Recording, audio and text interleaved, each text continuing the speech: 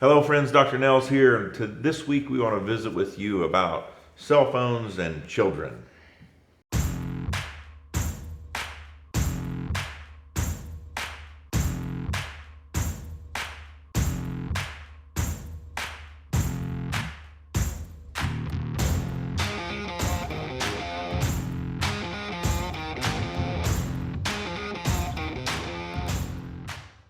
Welcome back friends, Dr. Nels here, coming to you with more information on life, leadership, business, and family and children and things like that so that you can be the best version of you, hopefully as we give you some improved principles and values. And we've been doing a series the last 3 weeks on hopefully helping you in raising children to be incredible young adults. And this week we want to visit with you about cell phones and some of our life journey on our cell phone decision making over the last 6 years, 7 years, and how we went about that decision making, because it is a potential problem for all of us and for them. And so as we've gone about our journey, like many things, there's a very objective nature in all of our thought process, but some subjectivity. And actually the first sort of, not phone, but a method of communication we got for them were watches. Gizmo Karen, gadgets. yeah, what were they called? Gizmo gadgets. Gizmo gadgets. And why did we get them those gizmo gadgets? We got them those gizmo gadgets when they were little, just so that they would have a way to reach out. We could put like a certain number of people in it, Contacts. just in case they would ever get in a situation that they needed to reach us. They were able to, and they also had a tracking device, and we travel a lot. And so I liked the thought of them wearing something that if they would get separated from us or something like that, that we could easily see like where they were. And we put like grandparents, our numbers. They only had grandparents, aunts, uncles, and us in it. Yeah, Mhm. yeah. Yeah. What year was that, or how old were they? I don't It's whenever you remember. turn 40. What? Oh, was that right? Yeah, because we got them right before we went. Wait, Went to how old are Chicago. you? How We old got are him you when I went now? to Chicago. Yeah. I'm pushing 50. 65. So, and then we went down the road of what happens is their friends start getting phones. And they come home, my friend has a phone, my friend got a phone. Can I get a phone? When do I get a phone? When do we get phones? Dad, Mom, when do we get phones? We need phones. Our friends all have phones. And that's just the natural journey of today's life. Right? I had a brick phone that had like 20 minutes a month when I went to college, and that was it. And you kept track of every single minute. And today, your kids will be around kids that have phones when they're how young? Like second grade, probably. Second grade, maybe first grade, second grade, third grade, with a phone, a handheld computing device. And so you're going to be faced with these decisions and how to handle that. And as Nash and McKenzie came home wanting phones, Karen, as we walked that journey, and all right, when do we get them phones? What do we do with them? What are the rules, etc.? What went through your mind as we traveled that journey and phones and kids? And I think the hardest thing is is kind of coming to terms with and realizing that, you know, the way that we grew up is not the same way that they grew up, that they're growing up. You know, the old adage, well, it was good enough for me back then. You know, we have to be careful to not be those people, because this is the reality of where we are. And it's like everything, it can be used for good or bad. yeah, I love the fact that as I think everybody's heard over the last several series, I am very much a communicator, especially Yeah. when it comes to the kids. And so, it's an incredible way for us to be able to communicate with them that we didn't have growing up with our parents either. So, there's positives that come with it, but it's like everything else, you just have to have boundaries on what those are. and so I don't even remember what grade were they in when they got phones. Sixth grade. 6th grade. Sixth grade. What I do remember is, I don't remember the age, but it was sixth grade, is we had rules. It was the first time I ever actually typed up a literal document on rules for our children and their phones because we knew it was a big step. And we didn't want to screw it up, and we didn't want them to screw it up. We didn't want them to have this handheld computing device, a window to the entire world, and screw it up.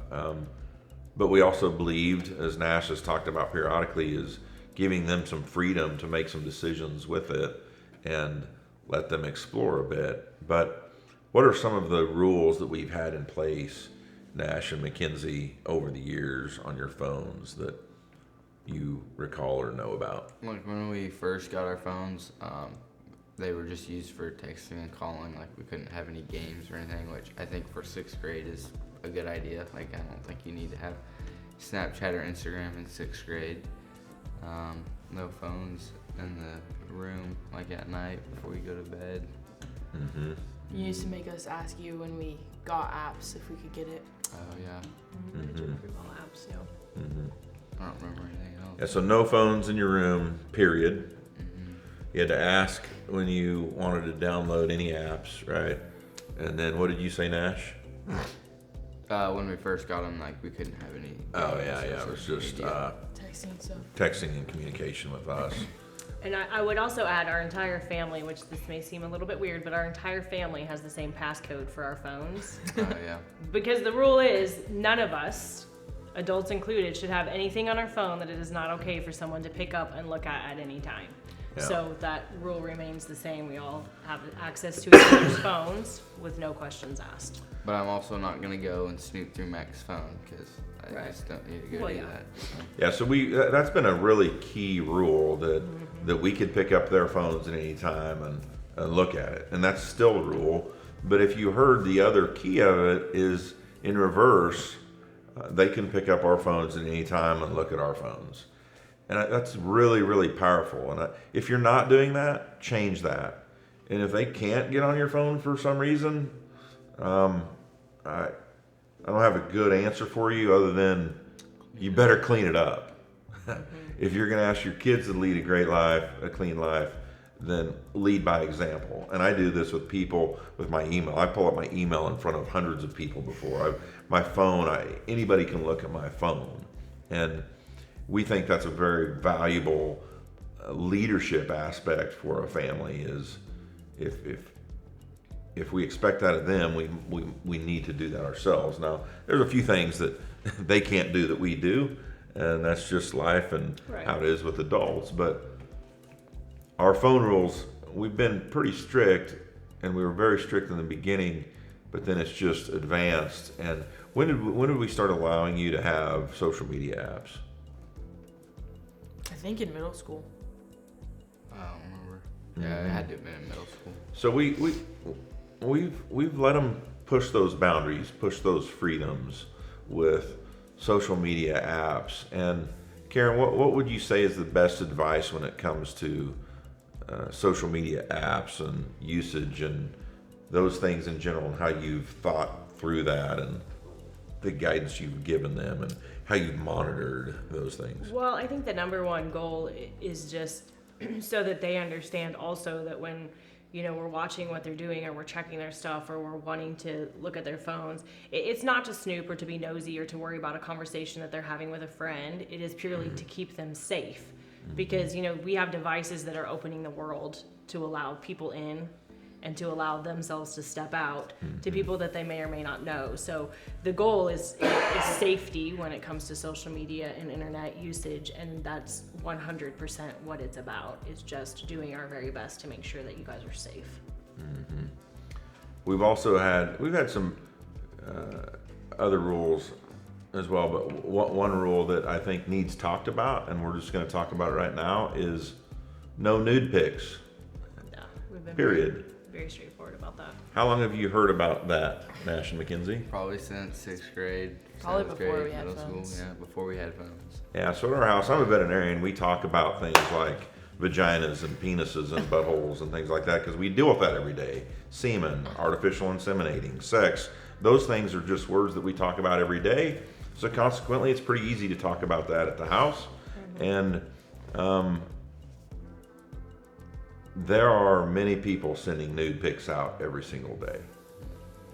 And you all, if you're watching this, have probably heard stories about this. You've probably known people that have been impacted by nude pics. And so we started talking about it years ago. Because your kids, even in 6th grade, 5th grade, they're talking about it. Is that true? Mm-hmm. Well, I mean, kind of, yeah. It's chatter at some point. So we get ahead of the chatter. No nude pics, period. And if somebody's asking you to do that, that's another friend that you don't need to be around. Because that's not appropriate behavior, and we don't do those. Lindbergs did not do those sort of things. And so there's a lot of phone different rules. Any other things you want to visit about there? Mackenzie, what else would you like to talk about there? Oh, I think one thing is, like, if you're gonna take away something on their phone, like, give them a reason why. Don't just say, well, I'm taking it away because, like, if you're gonna take away something from me, like, I want to know why. Mm-hmm. And I also want to be able to, like, reason with you and explain my reasoning why I'm doing it or why I have it. Because I mean, when you do something, I would say most of the time you have a reason, or at least for me, if I'm doing something, I have a reason for it. So I'd like to at least explain to you why I'm doing it. Mm-hmm. You mentioned earlier about social media and taking that away, not taking that away. Social media can be your version of communication versus our version of communication. Mm-hmm. And what you want to repeat some of that, or what you were talking about earlier? Like Snapchat, like you say Snapchat's stupid, but like it might be to you. Oh, it is. But like for kids our Tell days, me the value. That's how we communicate. Like that's how we talk to our friends and stuff. So yeah. I think it would be like me just taking your text away. Like you're not gonna sit there and email your friends. So it's just Snapchat's our way of communication. So. I also think, I mean, it'd probably be okay. Like, don't take everything away. You could take a few apps away or something, but not all of it. Like, it's different these days. I think one of the keys there is we've never really had to do that. Now, I'm not saying we won't, because they're still on our roof, and as long as we're paying bills, they have rules and expectations they have to behave by. Otherwise, we pull away freedoms. But we've really coached on it pretty hard over the years. Appropriate behaviors, appropriate things to do, appropriate things not to do, so we don't get there. But they could get there. But as we said, we started talking about nude pics and not sending them clear back when they were in grade school. And we've had conversations early to help grow them early. But for children, Nash talks about not taking away social media because that is the way they communicate.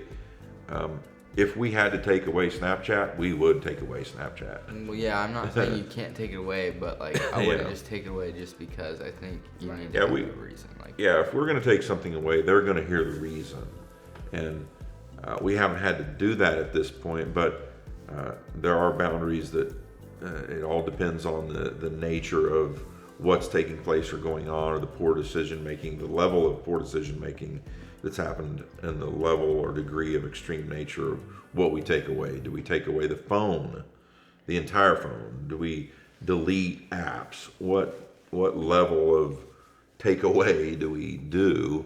And that all depends on the behaviors. And so again, there's a lot of objectivity in decision making, but there's a lot of subjectivity in decision making, and it's not easy. And the millennials that are out there that are raising kids, it's even harder for them versus us as Gen Xers. Of course, we had kids a little later than probably a lot of Gen Xers, because there's Gen Xers that are grandparents at this point, or Gen Xers our age that are grandparents. But it's not going to get any easier, and I think communication is very important. Absolutely. And so that's it on this episode for today. We hope we've helped you. We hope we've given you some vital information raising your kids, because that's all we're here to do, is try and help. We're glad you're here. Thanks for your time. Join us next week. Cheers, friends. Thanks.